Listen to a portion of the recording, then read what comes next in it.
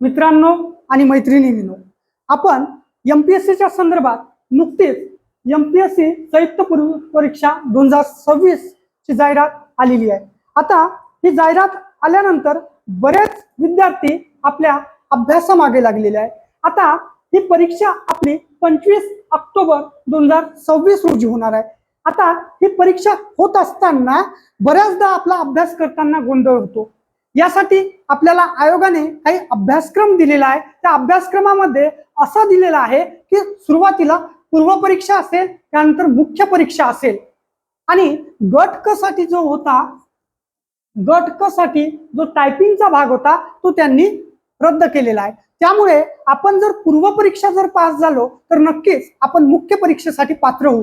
त्यापूर्वी आपण जो पूर्व परीक्षेचा अभ्यास नुकताच सुरू केलेला आहे, नुकतेच आपण फॉर्म भरलेले आहे, त्या संदर्भात आपण पूर्व परीक्षेचा तयारी करत असताना जे एकूण 7 विषय आपल्याला अभ्यासक्रमामध्ये आयोगाने दिलेले आहे, त्या 7 विषयापैकी आपण इथे भूगोल या विषयाच्या संदर्भात विस्तृतरित्या जो अभ्यासक्रम दिलेला आहे याच्यावर चर्चा करणार आहोत।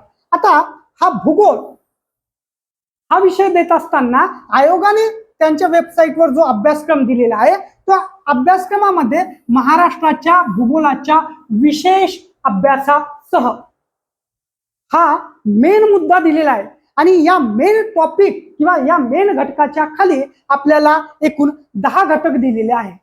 आता भूगोल या विषयाचा आपण अभ्यास करताना वेगवेगळ्या शंका असतात। नेमकी सुरुवात कुठून करावी, कोणता संदर्भ ग्रंथ वापरावा, पीवायक्यू कसे अनालिसिस करावे, या संदर्भात आपण ही बॅच सुरू केलेली आहे। यामध्ये आपला अभ्यासक्रम संपूर्णरित्या कंप्लीट करण्यात येईल। त्यानंतर आयोगाने आतापर्यंत या 2025 पर्यंत जे पूर्व परीक्षा आणि मुख्य परीक्षा महाराष्ट्राच्या भूगोलाच्या किंवा भूगोलाच्या संदर्भात जे विचारलेले प्रश्न आहेत त्याचंही आपण इथे विश्लेषण करणार आहोत।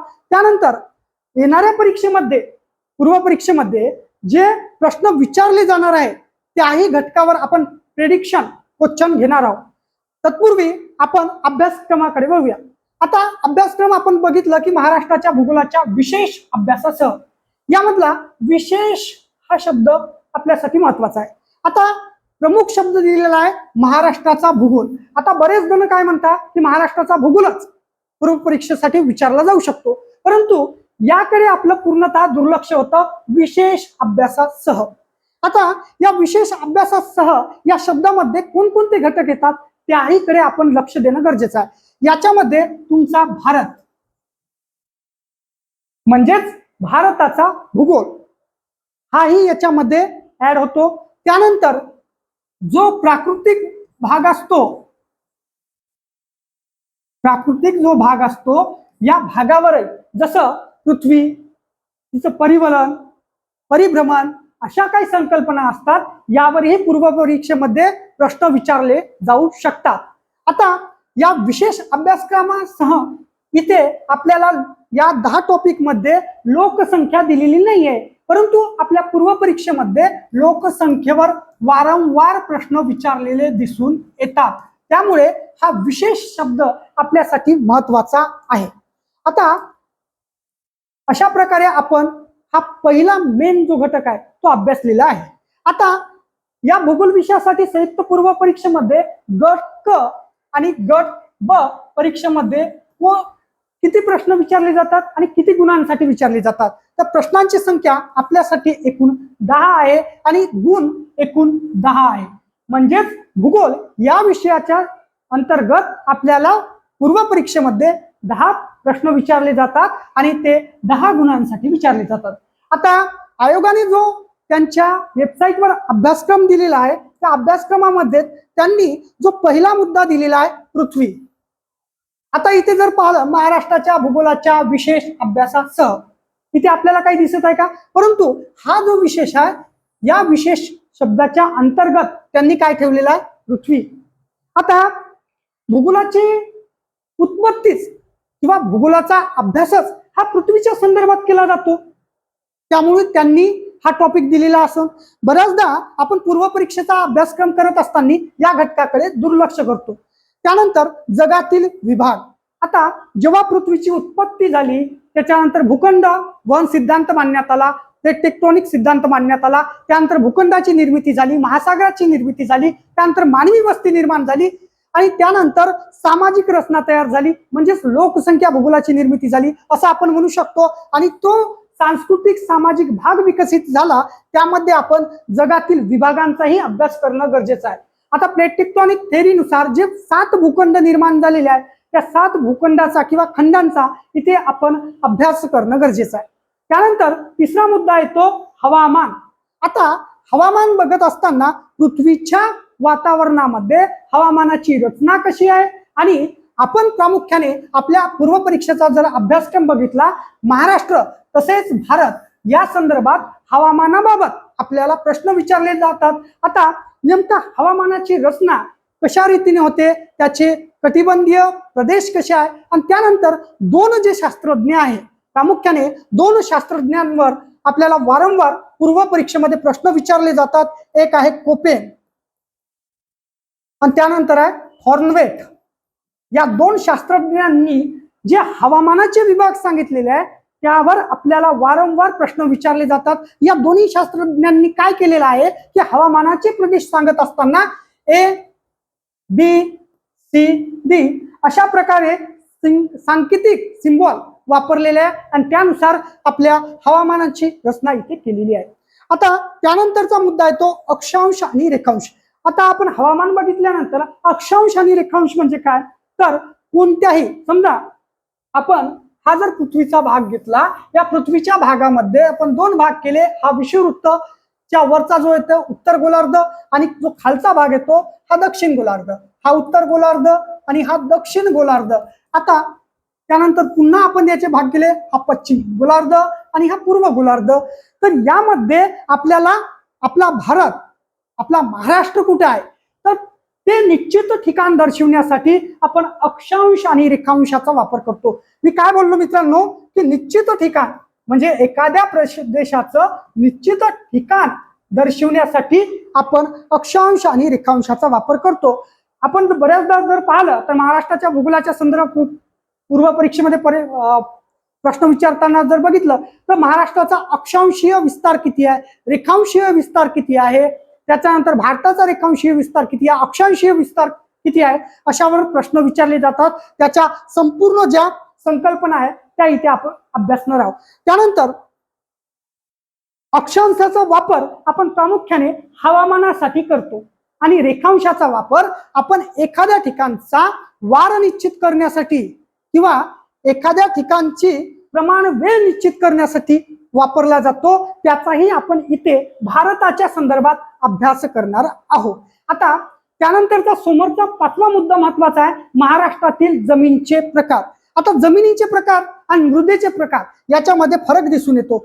जमिनीचे प्रकार हा बहुतांश आयोगाने ट्रान्सलेट केलेला शब्द असावा, परंतु भौगोलिकरित्या आपण जेव्हा शब्द वापरतो तर मला असं वाटतं की हा शब्द मृदेचे प्रकार या संदर्भात घ्यावा.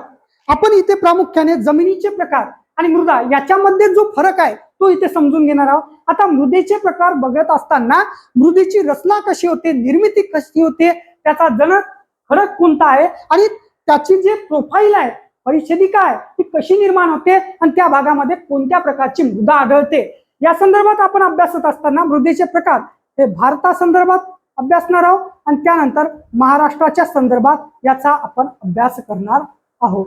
यावरही खूपदा प्रश्न आपल्याला विचारताना दिसून येतात की काळी मृदा कुठे आढळते, जांभी मृदा कुठे आढळते, त्यालाच आपण लॅटराइट मृदा म्हणतो. यावरही स्टेटमेंट मध्ये प्रश्न विचारलेले दिसून येतात. आता 6व्या मुद्द्याकडे आपण वळूया.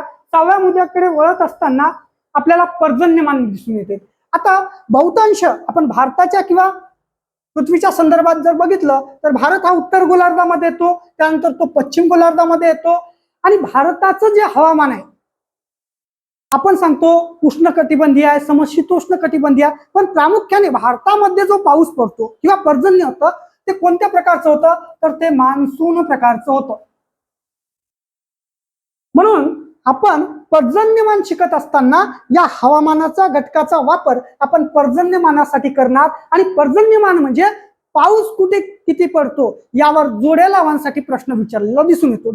आता जोड्या कशा विचारल्या जातात की 200 सेंटीमीटर पाऊस कुठे पडतो, 700 सेंटीमीटर पाऊस कुठे पडतो, सर्वाधिक पावसाचे दिवस कुठे आहे, अशा प्रकारचे प्रश्न आपल्याला या पूर्व परीक्षेमध्ये दिसून येतात. आता हे पर्जन्यमान शिकत असताना आपण सगळ्यात महत्वाचा कन्सेप्ट शिकणारा मान्सून. मान्सून भारतात तेही भारताच्या संदर्भात भारतात आगमन केव्हा होतं, त्यानंतर परतीचा मान्सून केव्हा येतो. आता याच्यामध्ये दोन घटक येतात, मान्सून येतो केव्हा आणि परततो केव्हा. आता प्रामुख्याने इथे महाराष्ट्रात आपल्या पर्जन्याचा जर प्रकार बघितला किंवा आपण पर्जन्यमान जर बघितलं तर महाराष्ट्राच्या पश्चिमेकडून आपण जर पूर्वेकडे गेलं तर पर्जन्याचं प्रमाण कमी कमी होत जातं. परंतु पूर्वेकडे जो विदर्भाचा भाग आहे, या विदर्भाच्या भागाकडे जर गेलं तर पर्जन्यमान वाढतं. तर आपण अशा प्रकारे म्हणू शकतो की पश्चिमेकडे सर्वाधिक पर्जन्य आहे आणि जो मधला सह्याद्रीचा भाग आहे, या सह्याद्रीच्या पूर्वेकडे जो इथे पर्जन्य छायेचा भाग आहे, इथे पर्जन्याचं प्रमाण कमी आहे. परंतु जेव्हा आपण पूर्वेकडे विदर्भाकडे जातो, इथे वनस्पती वनांची संपत्ती मोठ्या प्रमाणावर आहे, त्यानंतर छोट्या मोठ्या टेकड्या आहेत, त्यानंतर पुन्हा इथे पर्जन्याचं प्रमाण वाढलं जातं. यावरही प्रश्न आयोगाने विचारलेले आहे. आता समजा आपण आतापर्यंत काय बघितलेलं आहे, मृदेचा प्रकार बघितलेला आहे, हवामान बघितलेलं आहे, पर्जन्य बघितलेलं आहे. समजा एखाद्या भागामध्ये सुपीक जर मृदा राहिली आणि तिथं पर्जन्याचं प्रमाणही चांगल्या प्रकारे राहिलं तर प्रामुख्याने तिथले जो मानव आहे तो मानव शेती किंवा कृषी प्रणाली अंतर्गत आपली जीविका पूर्ण करण्याचा प्रयत्न करतो. आता तोच मुद्दा आपल्याला आयोगाने इथे दिलेला आहे, प्रमुख पिके. हा मुद्दा जर पाहिला तर आपल्या कृषी या घटकाखाली येतो. आता प्रमुख पिके, जिथे मृदा सुपीक असेल तिथे प्रमुख पिके त्या मृदेच्या अंतर्गत येणार, जिथे खडकाळ राहील तिथे जमीन पडीक राहणार. अशा प्रकारे पिकांचंही वर्गीकरण आपल्या परीक्षेमध्ये विचारलं जातं. काही काही वेळा आपण जर पाहिलं कापूस, ज्वारी, भुईमुग अशा प्रकारची जी पिकं आहे त्यांची जे प्रमुख म्हणजे कृषी विद्यापीठाअंतर्गत ज्या प्रमुख जाती निर्माण होतात यावरही आयोग बरेचदा जोड्या लावांच्या प्रश्नामध्ये विचारतो. आता हे प्रमुख पिकं कुठे निर्माण होतात किंवा कुठे असतात किंवा कोणत्या भागात आहे हे आपण इथे समजावून घेणार आहोत. आता त्यानंतर समजा आता आपण आतापर्यंत काय बघितलं की मृदेचा प्रकार बघितला, पर्जन्य बघितलं, तिथलं हवामान बघितलं. मानव अशाच ठिकाणी मानवी वस्ती करतो जिथे त्याच्यासाठी हवामान अनुकूल आहे, मृदेचे प्रकार सुपीक आहे किंवा मैदानी आहे, त्यानंतर पर्जन्याचं प्रमाण चांगल्या प्रकारे आहे, त्याच ठिकाणी तो मानवी वस्ती निर्माण करतो. काय करतो तर मानवी वस्ती निर्माण करतो आणि मानवी वस्ती जर निर्माण झाली तो विकसितरित्या समोर ती मानवी वस्ती वाढवण्याचा प्रयत्न करतो आणि ही मानवी वस्ती वाढत असतानाच शहरांची निर्मिती होते. तर आपण इथे महाराष्ट्राच्या भूगोलाच्या विशेष संदर्भासह महाराष्ट्रातील जे प्रमुख शहरे आहे आणि भारतातील जी प्रमुख शहरे आहे यांचा आपण इथे अभ्यास करणार आहोत. यामध्ये प्रामुख्याने आपण याचा संदर्भ लोकसंख्येसोबतही घेऊ शकतो की 10 लाख लोकसंख्येच्या वरची शहरे कोणती आहे, असा डायरेक्टली फॅक्च्युअल प्रश्न आपल्याला आयोग विचारताना दिसून येतो. आणि सगळ्यात महत्वाचा घटक, आता जो आपण एवढा मुद्दे पाहिलेले आहेत तर या सगळ्या मुद्द्यांपैकी जो सगळ्यात आवडता आयोगाचा जो घटक आहे त्या आहे नद्या. आता नद्या आयोगाच्या जर तुम्ही कोणत्याही परीक्षा बघा, पूर्व बघा, मुख्य बघा आणि इंटरव्ह्यू मध्ये पण या नद्यांवर प्रश्न विचारलेला दिसून येतो. आता नद्यांवर प्रश्न कशा प्रकारे निर्माण होतात, कुठे नद्यांचा उगम होतो, नद्या कुठे जाऊन मिळतात, त्यांच्या उपनद्या काय आहे, तर अशा प्रकारचे प्रश्न आपल्याला नद्यांवर विचारले जातात. आता हा जर आपण पुस्तकांमध्ये जर पाहिला तर आपल्याला टॉपिक नद्या दिसून येत नाही, तर तो प्रश्न आपल्याला घटक दिसून येतो नदी प्रणाली. आणि त्या नदी प्रणालीमध्ये म्हणजे ही समजा एक मुख्य नदी आहे आणि या मुख्य नदीला येऊन मिळणाऱ्या ज्या उपनद्या आहे आणि या मुख्य नदी आणि उपनद्यांनी मिळून जो भाग अशा प्रकारचा जो क्षेत्र निर्माण केलेला आहे यालाच आपण त्या नदीची प्रणाली म्हणतो किंवा त्याचा जो प्रवाह आहे त्याला काय म्हणतो प्रणाली म्हणतो. आणि जो भौगोलिक एरिया या नदीने व्यापलेला आहे यालाच आपण त्या नदीचं खोरे म्हणतो. म्हणून आपल्या अभ्यासक्रमामध्ये आपण प्रामुख्याने भारतातील प्रमुख खोरे आणि महाराष्ट्रातील नदी प्रणाली किंवा खोरे यांचा अभ्यास करणार आहोत. आता वारंवार प्रश्न आपल्याला विचारताना दिसून येतो, यामध्ये गंगा नदी, त्याच्यानंतर तिची उपनदी यमुना, याच्यावरही प्रश्न आयोगाने विचारलेला आहे. आता नुकताच जर मागचा जर बघितला तर यमुना नदीच्या उपनद्या आपल्याला पूर्व परीक्षेमध्ये विचारलेल्या आहेत की त्यांचा पश्चिमेकडून पूर्वेकडे क्रम लावा. अशा प्रकारचे प्रश्न आपल्याला दिसून येतात. त्याच्यानंतर ब्रह्मपुत्रा नदी महत्वाची आहे, त्याच्यानंतर सिंधू नदी. या 4 नद्यांचा आपण व्यवस्थित जर अभ्यास केला तर नक्कीच भारताच्या नदी प्रणालीचे आपल्याला प्रश्न सुटू शकतात. आता महाराष्ट्राच्या संदर्भात जर बोलायचं झालं तर महाराष्ट्राच्या संदर्भात आपण प्रमुख जे खोरं आहे ते आहे गोदावरी नदी खोरे. आता या गोदावरी नदी खोऱ्याचा जर आपण व्याप बघितला तर यामध्ये प्रश्न कसे विचारले जातात, उपनद्यांवर, त्याच्यानंतर त्याच्यावर धरणे कोणती आहे आणि या धरणांमध्ये जो पाण्याचा साठा आहे या साठ्याला, या जलाशयाला नाव काय आहे. त्यानंतर या नदी खोऱ्यांनी किती टक्के भाग व्यापलेला आहे, त्यानंतर कोणत्या जिल्ह्यातून गेलेल्या आहे, त्यानंतर ती नदी कोणत्या शहरांच्या काठावरून गेलेली आहे. अशा प्रकारे प्रश्न आपल्या पूर्व परीक्षेमध्ये विचारले जातात. आता सगळ्यात शेवटचा आयोगाने जो मुद्दा दिलेला आहे तो मुद्दा आहे उद्योगधंदे. आता उद्योगधंदेचा विकास कुठे होतो, आता का बरं आयोगाने आपल्याला अभ्यासक्रमामध्ये उद्योगधंदे दिलेले आहे ते आपण आता इथे अभ्यासू. आता बघा, हा जो उद्योगधंदे आहे, जसं मानवी वस्ती निर्माण झाली, शहरांचा विकास झाला, मानवी गरजा वाढल्या, त्यानंतर शहर वाढू लागले, त्यानंतर तिथे वेगवेगळ्या प्रकारच्या अनुकूलता निर्माण झाली. आता अनुकूलता म्हणजेच उद्योगधंद्यांचा विकास कुठे होणार, समजा तिथे एक प्रकारची नदी आहे, समजा नदीचा प्रवाह वाहत आहे, त्यानंतर त्या नदीच्या बाजूला अशा प्रकारची एक सुपीक जमीन आहे. या सुपीक जमिनीमध्ये महत्वाची काय पिके आहे. त्यानंतर हे पिके असतानाच या बाजूला इथे काय होणार आहे, अशी छोटी छोटी मानवी वस्ती निर्माण होणार आहे आणि अशा प्रकारे वस्ती निर्माण झाल्यानंतर आणि इथे योग्य प्रमाणात काय होणार आहे, पर्जन्याचं प्रमाण असणार आहे. आता अशा प्रकारचे सर्वाधिक अनुकूलता निर्माण होणार म्हणजे इथं कृषी केली जाईल. या कृषीमधला जो सगळ्यात महत्वाचा मुद्दा आहे कोणता, तर कृषीमधला जो कच्चा माल आहे, हा कच्चा माल आपण शेतीतून किंवा कृषीमधून काढणार. हा कच्च्या मालावर जेव्हा आपण प्रक्रिया करतो तर त्यालाच काय म्हणतो आपण, उद्योग म्हणतो किंवा व्यावसायिकरण म्हणतो. आता प्रामुख्याने आपल्याला व्यावसायिकरण नाही दिलेला आहे तर उद्योग दिलेला आहे. तर उद्योगांचा विकास कुठे होतो, जिथे अशा प्रकारची रचना तयार झालेली आहे, नद्यांचा प्रवाह आहे, कच्च्या मालाची उपलब्धता आहे. आता ही कृषीची झाली. त्यानंतर खनिज संपत्ती,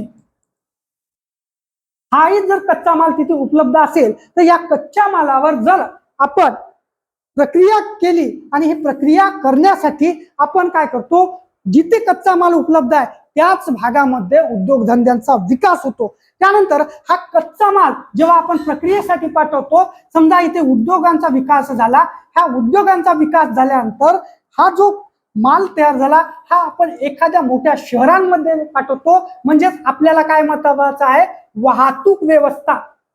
जरी आपल्याला इथे वाहतूक व्यवस्था, दळणवळण हा शब्द दिलेला नसेल, परंतु परीक्षेमध्ये आपल्याला जे राष्ट्रीय महामार्ग आहे, राज्य महामार्ग आहे, यावरही प्रश्न विचारला जाऊ शकतो. तर हाही मुद्दा इथे येणार या विशेष शब्दाच्या अंतर्गत. आता सगळ्यात शेवटचा मुद्दा आहे, आयोगाने काय दिलेला आहे, इत्यादी. आता इत्यादी म्हणजे काय, संपला का सिलेबस, नाही तर काय दिलेला आहे आपल्याला, इत्यादी. इत्यादी म्हणजे काय मित्रांनो, तर याच्यामध्ये जे उर्वरित घटक आहे, आता पूर्व परीक्षेसाठी आपल्याला जे घटक विचारले जातात त्याच्यापैकी आपण अभ्यास करत असताना इथे सगळ्यात या इत्यादी मध्ये लोकसंख्या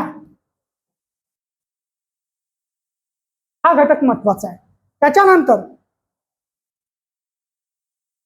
या लोकसंख्येनंतर मानवी वस्ती, त्याच्यानंतर वाहतूक व दळणवळण,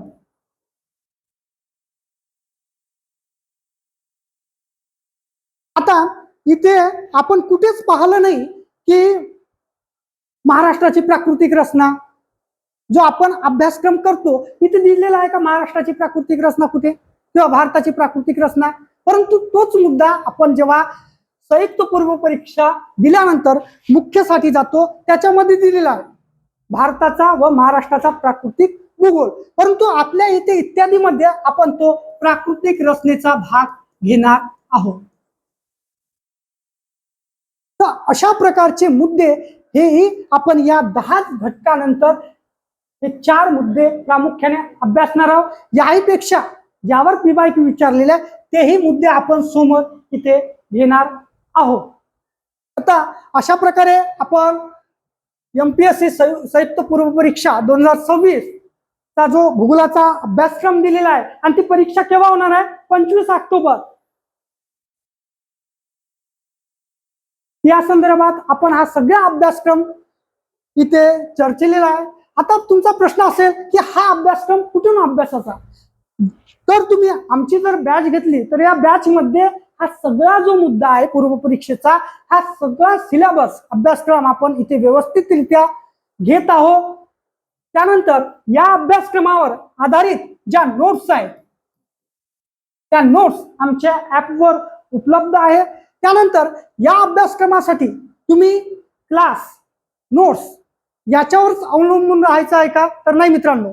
तर यासाठी तुम्ही आयोगाच्या ज्या PYQ आहे आपण इथे PYQ घेणारच आहोत, परंतु तुम्ही PYQ बघणं गरजेचं आहे. नवीन विद्यार्थी जे असेल त्यांनी PYQ बघत असताना संपूर्ण एखादं पुस्तक किंवा आयोगाच्या वेबसाईटवर जो दिलेला PYQचा संच आहे दरवर्षीचा तो वापरत असताना वेगवेगळ्या विषयावर किती प्रश्न विचारलेले आहेत ते बघा.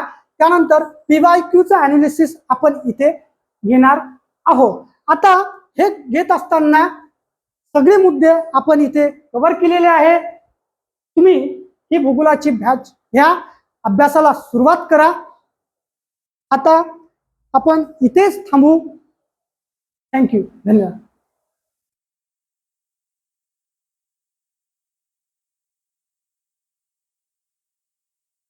अजून एक मित्रांनो एक सांगायचं राहिलं की आपली नुकतीच गट क पूर्व परीक्षेसाठी 2026 जी 25 ऑक्टोबर रोजी होणार आहे त्यासाठी आपली बॅच सुरू झालेली आहे. ज्यांना कुणाला बॅच घ्यायची असेल त्यांनी हा जो दिलेला नंबर आहे यावर कॉन्टॅक्ट करून त्या बॅच बद्दल विचारून घ्या. त्यानंतर ही बॅच तुम्हाला कुठे मिळेल? तर ही बॅच आपली प्ले स्टोर वर ऍप आहे त्या ऍपचं नाव आहे दास ऑफिसर अकॅडमी. हे ऍप डाउनलोड करा त्यावर आपली बॅच मिळेल. थँक्यू.